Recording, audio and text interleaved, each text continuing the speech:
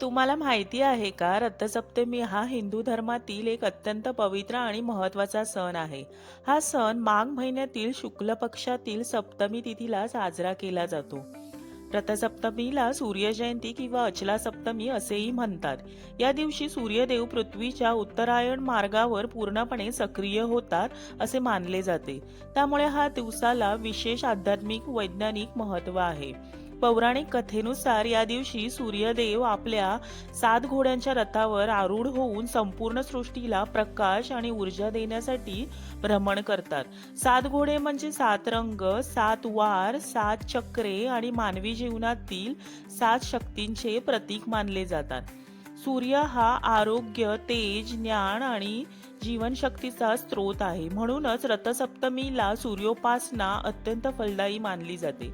या दिवशी पहाटे लवकर उठून स्नान करणे विशेष पुण्यदायी मानले जाते. अनेक ठिकाणी डोक्यावर किंवा खांद्यावर एरंडाच्या 7 पानांचा विधीपूर्वक वापर करून स्नान केले जाते. त्यानंतर सूर्याला अर्घ्य देऊन आदित्य हृदय स्तोत्र किंवा सूर्य गायत्री मंत्र जप केला जातो. या उपासनेमुळे शरीर निरोगी राहते, मानसिक शांतता लाभते आणि आयुष्यात सकारात्मक ऊर्जा निर्माण होते.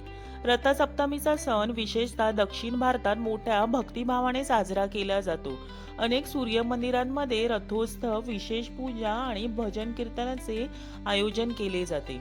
हा सण आपल्याला निसर्गाशी, सूर्याशी आणि आरोग्याशी असलेले नाते दृढ करण्याचा संदेश देतो.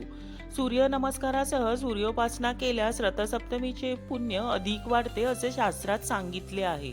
तुम्हाला जर माझी ही रील आवडली असेल तर लाईक आणि शेअर करा आणि माझ्या चॅनलवर नवीन असाल तर सबस्क्राईब करा आणि बाजूचं बेल आयकॉन बटन दाबा.